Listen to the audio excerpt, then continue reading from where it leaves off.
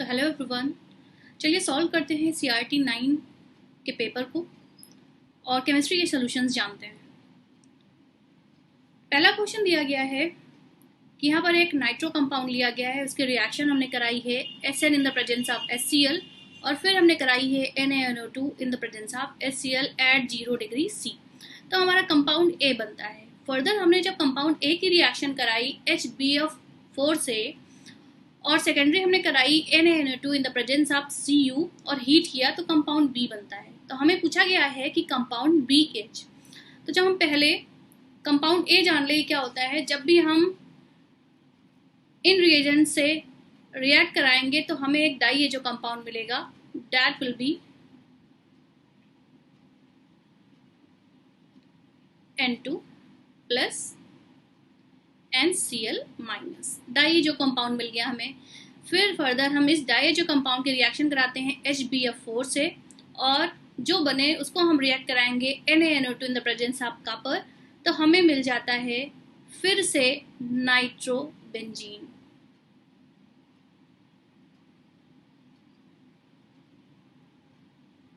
तो इस तरह से आंसर हो जाएगा ऑप्शन नंबर बी,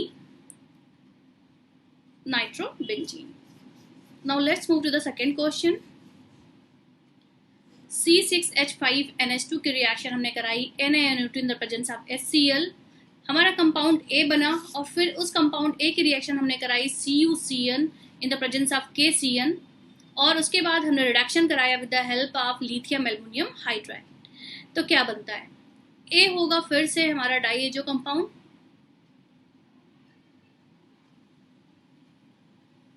बेंजीन का डाइओजेनियम कंपाउंड N2 और Cl माइनस। उसके बाद जब इस कंपाउंड की रिएक्शन हमने कराई CuCN in the presence of KCN और उसके बाद हमने रिडक्शन कराया तो जो हमारा कंपाउंड B होगा बेंजीन रिंग, उसके बाद CH2 से जुड़ा हुआ प्राइमरी अमीन। तो ऐसा ऑप्शन कहाँ है? ऑप्शन नंबर डी में। तो option number D will be the right answer. Question number 3 की बात करें, correct order of boiling point of following compounds दिया गया है N-ब्यूटाइल अमाइन, डाई इथाइल अमाइन और N, di methyl ethyl amine. तो पूछा जा रहा है कि बॉइलिंग पॉइंट क्या होगा। बॉइलिंग पॉइंट डिपेंड करता है सरफेस एरिया पर। जितना कम सरफेस एरिया उतना कम बॉइलिंग पॉइंट, या फिर हम बोले कि जितना ज़्यादा सरफेस एरिया उतना ज़्यादा ही बॉइलिंग पॉइंट होगा। तो इस तरह से पहला दिया गया है N-ब्यूटाइल अमाइन, सबसे कम सरफेस एरिया N-ब्यूटाइल अमाइन और di ethyl amine N, di methyl amine. तो इसमें सबसे कम सरफेस एरिया हो जाएगा N-ब्यूटाइल अमाइन का, सबसे ज़्यादा हो जाएगा डाई इथाइल अमाइन का और सबसे कम हो जाएगा N, di methyl ethyl amine. तो ऐसा ऑप्शन दिया गया ऑप्शन नंबर ए में। तो बॉइलिंग पॉइंट डिपेंड करता है सरफेस एरिया पर। फोर्थ दिया गया है हमारा, ये दी गई है गैब्रियल सिंथेसिस। ये कौन सी सिंथेसिस दी गई है? ये दी गई है गैब्रियल सिंथेसिस। हमने जब स्टार्टिंग में KOH के साथ रिएक्ट कराया इस कंपाउंड को तो यहाँ से क्या हो जाएगा, H रिमूव हो जाएगा और उसकी जगह पर K+ आ जाएगा, पोटेशियम आयन आ गया। तो यहाँ पर जो A होगा वो क्या होगा? A आपका हो जाएगा ये बेंजीन रिंग, यहाँ से COO ये जुड़ता है N से, सेम विथ COO ये जुड़ता है N से और H रिमूव होने के बाद ये K आ जाएगा। तो ये एक आयनिक कंपाउंड बन गया। जब हमने इसकी रिएक्शन कराई इस कंपाउंड से और फिर उसके बाद हाइड्रोलिसिस कराई तो हमारा B बन रहा है। B क्या होगा? B बनेगा हमारा ऑप्शन नंबर ए वाला कंपाउंड। ना क्वेश्चन नंबर 5 की बात करते हैं। नाइट्रोबेंजीन दी गई है, रिएक्शन कर रहा है Zn in the presence of NH4Cl। Compound A बना और कहा जा रहा है कि वो कंपाउंड A क्या होगा। तो कंपाउंड A होगा हमारा, जब भी हम नाइट्रोबेंजीन की रिएक्शन कराते हैं इन the presence of NH4Cl zinc से, तो यहाँ पर बन जाएगा NHOH,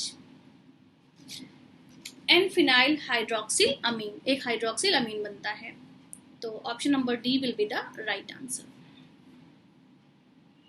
क्वेश्चन नंबर 6 की बात करें, एक यहाँ पर साइनाइड का कंपाउंड दिया गया है, साइनो कंपाउंड दिया गया है CS3CS2CN, इसकी पार्शियल हाइड्रोलिसिस कराई। तो जब भी हम पार्शियल हाइड्रोलिसिस कराएंगे तो यहाँ पर एक अमाइड मिलेगा हमें, क्या हो जाएगा CS3CS2CONH2 अमाइड मिला। इस अमाइड की हमने रिएक्शन कराई इन द प्रेजेंस ऑफ BrKOH की प्रेजेंस में, ब्रोमीन से हमने रिएक्शन कराई।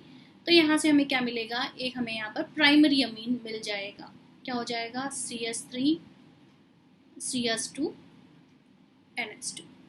तो ऐसे दो कंपाउंड ए और बी के बारे में पूछा जा रहा है, तो ऑप्शन नंबर ए में ये दोनों कंपाउंड दिए गए हैं।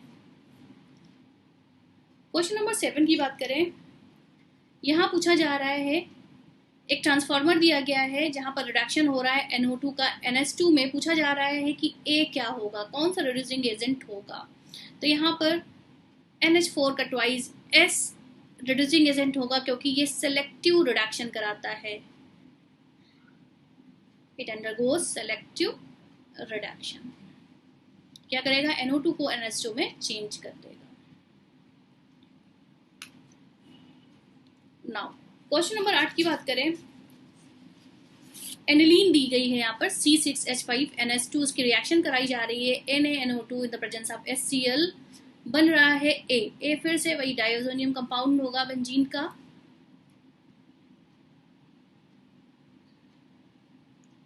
N2+ और Cl-। उसके बाद ये रिएक्ट कर रहा है H3PO2 से इन द प्रेजेंस ऑफ वाटर। पूछा रहा है कि B और C क्या होंगे, तो जो B बनेगा वो होगा हमारा C6H6 बेंजीन, और साथ में एक एसिड मिलता है दैट इज H3PO3।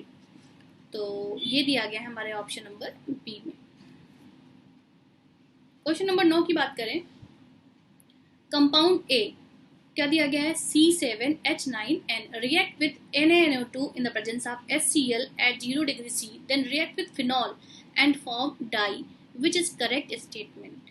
तो इसके लिए क्वेश्चन ऑप्शन नंबर ए सही होगा कि जो कंपाउंड हमारा बनेगा वो होगा ये compound and form orange colour dye, और ये क्या करता है, फिनॉल के साथ रिएक्ट करके ये ऑरेंज कलर की डाई बनाता है।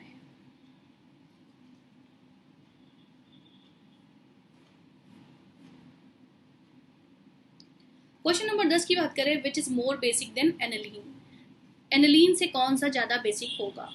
पहला दिया गया nitro aniline, nitro -I group है, ये बेसिक नहीं होगा एनिलीन से ज्यादा। Benzyl amine, yes, diphenyl amine और ट्राइफिनाइल है। Among them the more basic than aniline is benzyl amine. Question number next 11, एक सीरीज ऑफ रिएक्शन दी गई है जहां पर ब्रोमोएथेन की रिएक्शन कराई जा रही है AgCN से। तो क्या बनेगा, यहाँ पर एक आइसो कंपाउंड बन जाएगा, आइसोसाइनाइड बनेगा दैट इज C2H5NC। उसके बाद इसकी रिडक्शन जब कराते हैं इन द प्रेजेंस ऑफ LiAlH4, तो यहाँ से हमें क्या मिलता है, यहाँ से हमें मिलेगा एक secondary amine that is C2H5NH और CH3। स्टेटमेंट की बात करते हैं, which is correct statement, compound B is C2H5NH2, ये गलत हो जाता है क्योंकि कंपाउंड नहीं है। कंपाउंड B इज C2H5NH ये सही है, and give carbyl amine test, नहीं, ये वाला स्टेटमेंट गलत हो जाता है क्योंकि ये कंपाउंड कार्बिल अमीन टेस्ट नहीं देगा। थर्ड पर चलते हैं, compound B is C2H5NH and not give carbyl amine test, बिल्कुल सही बात है, option number C will be the right answer. फिर से यहाँ पर एक सीरीज ऑफ रिएक्शंस दी गई है, पूछा जा रहा है CH3CN react with CH3MgBr in the presence of water, ए क्या होगा, और उसके बाद ये ABr2 in the presence of KOH से रिएक्ट करता है तो बी और सी क्या होंगे? तो जब भी CH3CN रिएक्ट करेगा CH3MgBr से, तो यहाँ पर एक कार्बोनिल कंपाउंड बनाता है, दैट विल बी CH3COCH3। और ये जब एसीटोन रिएक्ट करता है Br2 in the presence of KOH, तो ये बनाता है try bromo compound, try hello compound, that will B CHBr3। और साथ ही बनता है हमारा एक सॉल्ट, दैट इज CH3COOK। तो first option will be the right answer. Question number 13 की बात करें, क्वेश्चन नंबर 13 में X को रिड्यूस किया जा रहा है इन द प्रेजेंस ऑफ LiAlH4 और प्राइमरी अमीन मिल रही है। X is in the above reaction RCN, RCONH2 या फिर RCH डबल बॉन्ड NOH। तो जब भी इन तीनों ही कंपाउंड की रिएक्शन LiAlH4 से कराते हैं, तो ये क्या करते हैं, रिड्यूस हो जाते हैं और क्या देते हैं, ये देते हैं प्राइमरी अमाइन। तो इस तरह से D option will be the correct answer, all of these. Question number 14, in the industrial preparation of peroxide, hydrogen peroxide by electrolysis of dilute 50% of H2SO4, the end product of electrolysis will be। तो जो end product बनता है वो होता है H2S2O8। तो option number C will be the right answer. Next question number 15, एक series of reaction फिर से दी गई है, कहा जा रहा है CH3CN H2O के साथ रिएक्ट करता है, A बनता है और उसके बाद ये A P2O5 के साथ हीट किया जाता है और सेकेंडरी फिर से हाइड्रोलिसिस कराई जाती है। तो B क्या होगा, कंपाउंड BH। तो सबसे पहले CH3CN की जब हम हाइड्रोलिसिस कराते हैं तो देखते हैं क्या बनता है। यहाँ पर बनेगा CH3COOH। उसके बाद जब हम फिर से P2O5 की रिएक्शन कराएंगे और उसकी हाइड्रोलिसिस कराते हैं तो फिर से हमें सेम कंपाउंड मिलता है CH3COOH। इस तरह से acetic acid will be the right answer. Question number 16 की बात करें, CH3CH2COOH रेड फास्फोरस के साथ रिड्यूस किया जा रहा है, Cl2 से रिएक्शन हो रही है, A मिल रहा है, which is the correct statement for the above reaction.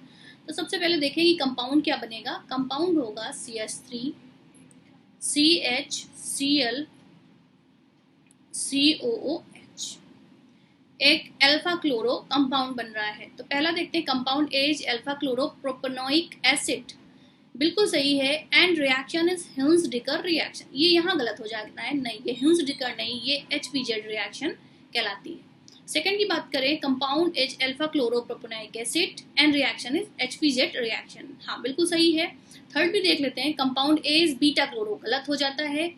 इस तरह से B option will be the right answer.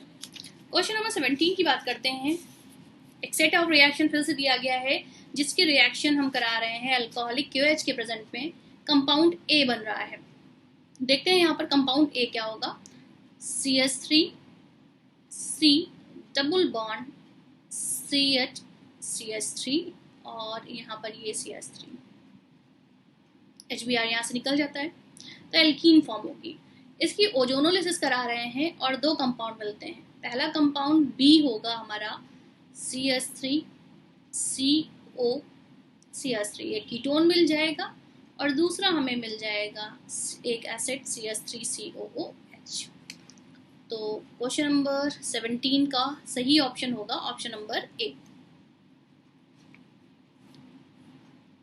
Question number 18 की बात करें, एक सेट ऑफ रिएक्शन दी गई है जहां क्लोरोइथेन की रिएक्शन AgCN के साथ कराई जा रही है, कंपाउंड A बनता है। तो पहले देख लेते हैं कंपाउंड A क्या होगा। Compound A CH3CH2NC, isocyanide compound बनता है। उसकी हाइड्रोलिसिस कराते हैं तो हमें प्राइमरी अमीन मिलती है और साथ में और एक कंपाउंड मिलता है, वो होता है COOH। तो करेक्ट स्टेटमेंट देखते हैं क्या दिया गया है, compound CHHCOOH and give red precipitate with Fehling solution, बिल्कुल सही है। HCOOH फेलिंग सोल्यूशन के साथ रेड प्रेसिपिटेट देता है। दूसरा ऑप्शन दिया गया है कंपाउंड CH बिल्कुल सही। No reaction with Tollens reagent, ये बात गलत है, ये टॉलरेंस रीजन के साथ भी रिएक्शन देता है। कंपाउंड CH ये गलत हो जाएगा और ये भी गलत हो जाएगा। तो इस तरह से option number A will be the right answer. Question number 19, when sodium format is heated at 360 degree C, then which product is formed? चलिए हीट करके देख लेते हैं HCOO Na को in the presence of 360 degree Celsius। तो हमें compound मिलता है COONA, एक ऑक्सलेट मिलेगा सोडियम का। तो इस तरह से सोडियम ऑक्सलेट हमें मिलता है। तो option number B will be the right answer. Question number 20 पे मूव करते हैं। CH3CH2OH एक फिनॉल अल्कोहल दी गई है, एथाइल अल्कोहल दी गई है, Na के साथ रिएक्ट कराया तो यहाँ से क्या बन जाएगा, यहाँ बनेगा CH3CH2ONA, एथॉक्साइड, सोडियम एथॉक्साइड बन गया। उसकी रिएक्शन हमने जब कराया यहाँ पर Cu at the present of high pressure, तो यहाँ से बना कंपाउंड बी क्या हो जाएगा, बी होगा CH3CH2COONA, एक सॉल्ट बन गया। और जब हमने HCl से रिएक्ट कराया फर्दर इसको, तो क्या बन गया, यहाँ से एक हमें यहाँ पे एसिड मिल गया CH3CH2COOOH। तो option number A will be the right answer. Question number 21 पे मूव करते हैं। CH3CH2Cl की रिएक्शन कराई जा रही है magnesium in the presence of ether. यहाँ पर क्या होगा, यहाँ पर बन जाएगा CH3CH2MgCl। इसकी रिएक्शन जब हमने सबसे पहले कराई CO2 से और उसके बाद हाइड्रोलिसिस कराया इसका, तो हमें बी कंपाउंड मिलता है, एक acid, that will B CH3CH2COOH। तो ये हो गया हमारा option number C. Question number 22, CH3COOH in the presence of PCl, क्या होगा यहाँ पर, जब भी PCl के साथ हम रिएक्ट कराएंगे तो हमें यहाँ से मिलेगा CH3COCl। इसकी रिएक्शन जो हमने PD in the presence of BSO4 के साथ कराई तो हमें मिलेगा यहाँ पर aldehyde CH3CHO, that is acetaldehyde. और जब हमने इस एसिटाल्डिहाइड की रिएक्शन कराई डाइल्यूट NaOH से, तो क्या मिलेगा हमें, यहाँ से मिलेगा CH3CH डबल बॉन्ड CHCHO, एक अनसैचुरेटेड एल्डिहाइड मिल रहा है हमें। और इसका नाम क्या होगा, इसका नाम होगा 1 2 3 4 ब्यूट 2ene 1F। तो D option will be the right answer. Question number 23 में रिएक्शन दी गई है, बेंजल्डिहाइड की रिएक्शन कराई जा रही है और इन द प्रेजेंस ऑफ C2H5COONA, और सेकेंडरी हमें हीट किया जा रहा है इन द प्रेजेंस ऑफ वाटर। तो यहाँ पर ये रिएक्शन का नाम है पर्किन रिएक्शन। ये कौन सी रिएक्शन है, पर्किन रिएक्शन है। और यहाँ से क्या मिलेगा हमें, जब भी हम रिएक्ट कराएंगे तो हमें मिलेगा C6H5CH, इसका ये पार्ट हमें क्या कर देना है, और CH डबल बॉन्ड CH3COOH। तो ये रहा हमारा ए में, पर्किन रिएक्शन है, आप याद रखें इसे। Which order is correct about acidity, acidity की जब हम बात करेंगे तो एसिडिटी किस पे डिपेंड करती है, एसिडिक करेक्टर डिपेंड करता है माइनस आई इफेक्ट पे। तो जिसके लिए माइनस आई इफेक्ट ज़्यादा, उसकी एसिडिक करेक्टर भी ज़्यादा हो जाएगी। तो यहाँ पर option number D will be the right answer. सबसे ज़्यादा C6H5COOH की, फिर CH3COH की, और सबसे कम हो जाएगी फिनॉल की। Next IUPAC name of the compound H। IUPAC name की बात करें तो चेन टर्मिनेटेड ग्रुप लगा हुआ है COH, तो 1 नंबरिंग देंगे, 2 3 4, ब्यूट की चेन है यहाँ पर, और ये दोनों क्या हो गए हमारे ब्रांचिंग्स हो गई, एल्काइल ग्रुप्स जो हो गई ब्रांचिंग्स हो गई जो कि सेकेंड और थर्ड कार्बन पर लगे हैं। तो 2,3 डाईमिथाइल ब्यूटेन 1,4 डायोइक एसिड। तो option number A will be the right answer. Question number 26। Question number 26 में पूछा जा रहा है कंपाउंड PtCl2 NH3 का 4 Br2 and PtBr2 NH3 का 4 Cl2 shows the following type of isomerism: hydrated isomerism, ionisation isomerism, linkage या फिर coordination position isomerism. तो यहाँ पर इसके लिए आप देख रहे हो कि यहाँ पर आयोनिक जो स्फीयर हैं वो डिफरेंट डिफरेंट हो रहे हैं। तो यहाँ पर किस तरह से, तो यहाँ पर इसके लिए on ionisation they give different ions, ये इन दोनों के आयोनाइजेशन से क्या करते हैं, डिफरेंट डिफरेंट आयन दे रहे हैं, इसलिए हम कह सकते हैं कि इनमें आयोनाइजेशन आइसोमेरिज्म शो हो रही है। द IUPAC नाम ऑफ द कॉम्प्लेक्स PtNH3 का थ्राइस BrNO2Cl ClH। तो यहाँ पर Pt की तो ऑक्सीडेशन नंबर निकालेंगे तो आएगा +4। अब यहाँ पर हम अल्फाबेटिकल रूल को फॉलो करेंगे। तो सबसे पहले ट्राई अमीन, फिर ब्रोमो, फिर क्लोरो, देन नाइट्रो। तो tri amine, bromo, monochloro, nitro, platinum 4 chloride. तो option number C will be the right answer.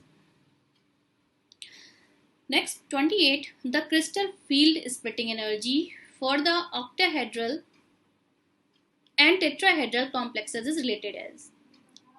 तो जो टेट्राहेड्रल की स्प्लिटिंग होती है, वो स्प्लिटिंग एनर्जी है वो डिपेंड करती है 4/9 ऑफ ऑक्टाहेड्रल की स्प्लिटिंग एनर्जी। तो ये रिलेशनशिप दिया गया है ऑप्शन नंबर बी में। Question number 29, among the following the species having square planar geometry for the central atom are।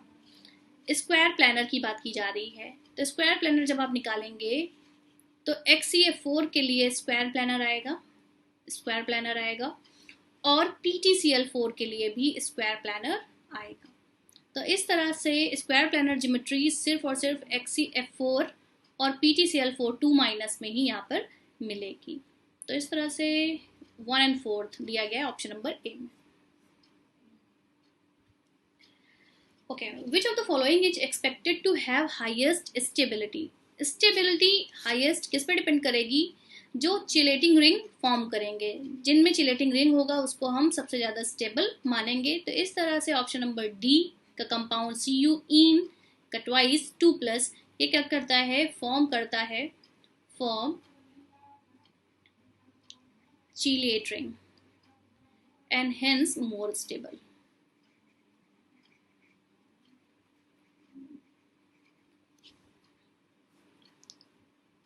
Question number 31. In which of the following coordination compound does the central metal atom obey the EN rule? EN rule क्या, जब भी हम calculate करें इलेक्ट्रॉनों को तो उसकी जो इलेक्ट्रॉन्स हैं वो उसके नियर बाई नोबल गैस के बराबर होने चाहिए। तो यहाँ पर सबसे पहले हम इसकी FeCN6 K4 अगर हम हटा दें तो 4- आ जाएगा यहाँ पर। यहाँ से Fe की जो ऑक्सीडेशन निकलेगी वो होगी +2 की। कॉन्फ़िगरेशन करें तो आ जाएगा आर्गन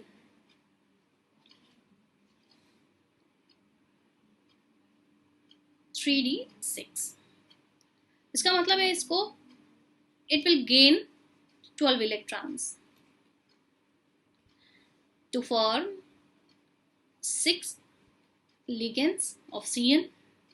तो टोटल अगर हम करें EN ऑफ Fe तो क्या निकल के आएगा 24। तो हो गए इसके इलेक्ट्रॉन प्लस मोर 12, ये हो गए 36 हो गए, जो कि एटॉमिक नंबर ऑफ ऑर्गन के हो गए।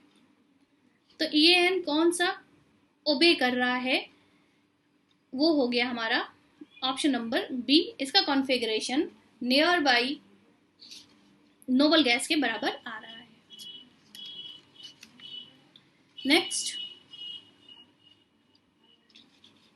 Question number 32, the crystal field stabilisation energy CFSE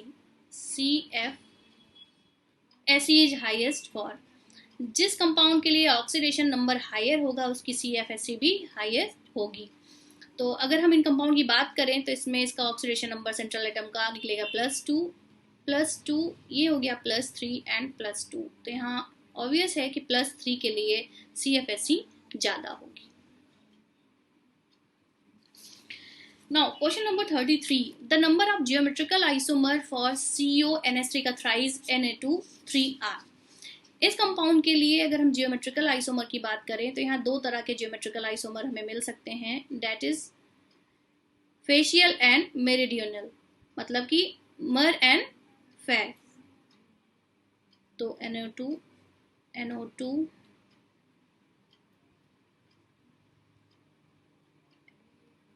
HNA3 और ये दो यहाँ पर NH3 एंड NO2।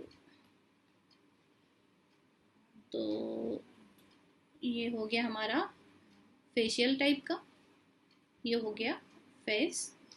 और दूसरा अगर हम बनाएंगे तो क्या कर देना है आपको, CO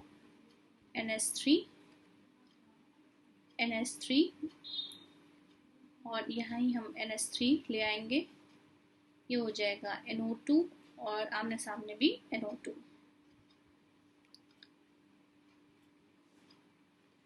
तो ये दो GI ज्योमेट्रिकल आइसोमर बनेंगे इस कंपाउंड के लिए। ये हो गया फेशियल और ये हो गया मर टाइप, या फिर हम बोलते हैं मेरी डायगोनल। तो इस तरह से दो बनेंगे। तो option number C will be the right answer. Next, how many EDTA molecule are required to make an octahedral complex with a calcium 2+ ion? Only one EDTA will be required to make an octahedral complex. Question number 35, a complex compound in which oxidation number of metal is 0. तो 0 होने के लिए हम देख लें कि कौन से लिगेंड का ऑक्सीडेशन नंबर यहाँ पर 0 है। तो yes, CO have 0 oxidation number. जब भी हम बात करेंगे FeCO का 5, तो यहाँ पर इसके लिए 0। तो x + 0 इज इक्वल्स टू 0। तो x विल बी 0 हो जाएगा।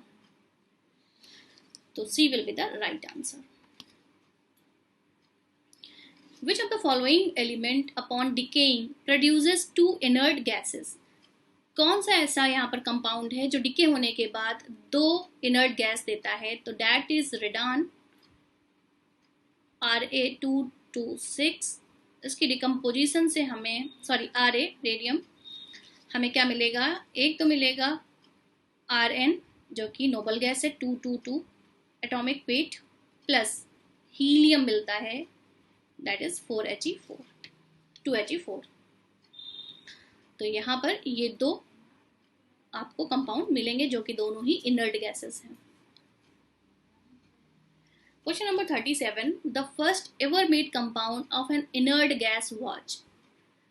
फैक्ट बेस पे क्वेश्चन है, थ्योरी बेस पे कि कौन सा फर्स्ट एवर मेड कंपाउंड है इनर्ट गैस का जो कि हमें मिला था, दैट इज XePtF6। ये कंपाउंड है जो हमें सबसे पहली बार मिला था।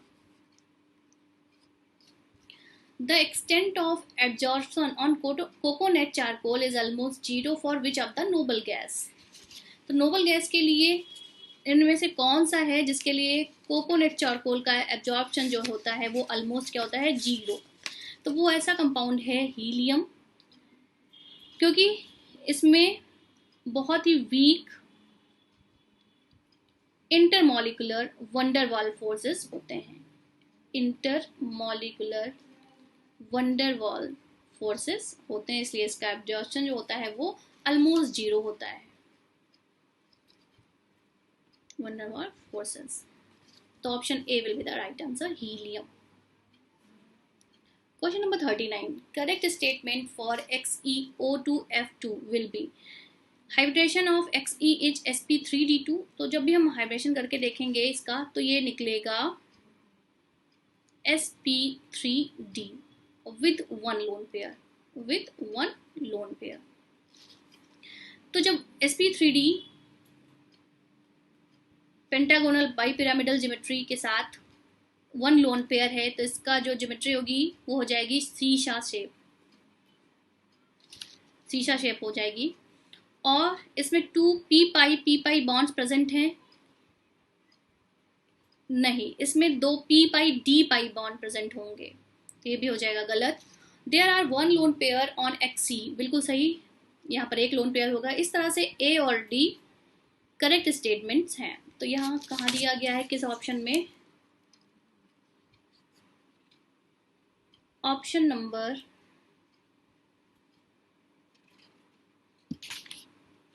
Question number 39, option number C, sorry B और D, option number C will be the right answer.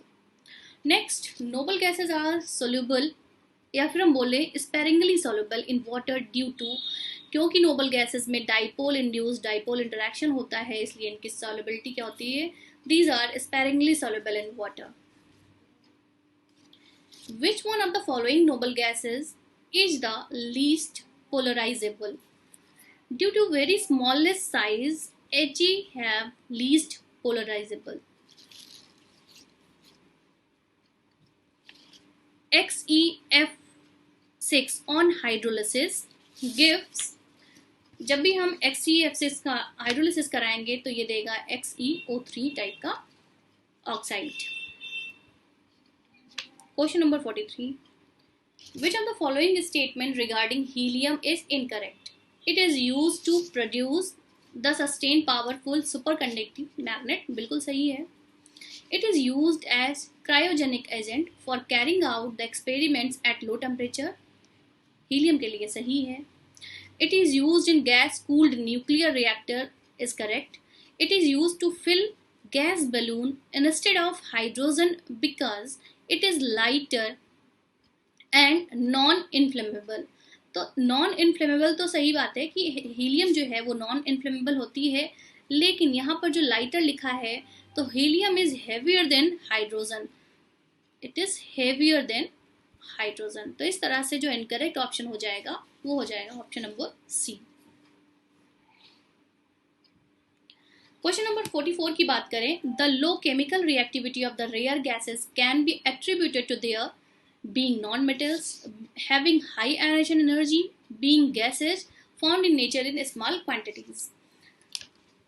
तो रेयर गैस या नोबल गैसेस की लो केमिकल रिएक्टिविटी का पहला रीजन तो है कि इनका जो वैलेंस सेल होते हैं वो क्या होता है, कंप्लीटली फिल्ड होते हैं, कंप्लीटली फिल्ड होते हैं। दूसरा जो है, they have high ionization potential या एनर्जी, तो यहाँ पर जो ऑप्शन होगा हाई आईपी आयोनाइजेशन पोटेंशियल, तो यहाँ पर बी ऑप्शन में दिया गया है हैविंग हाई आयोनाइजेशन एनर्जी। तो yes, because of having high ionisation energy the rare gases have low chemical reactivity.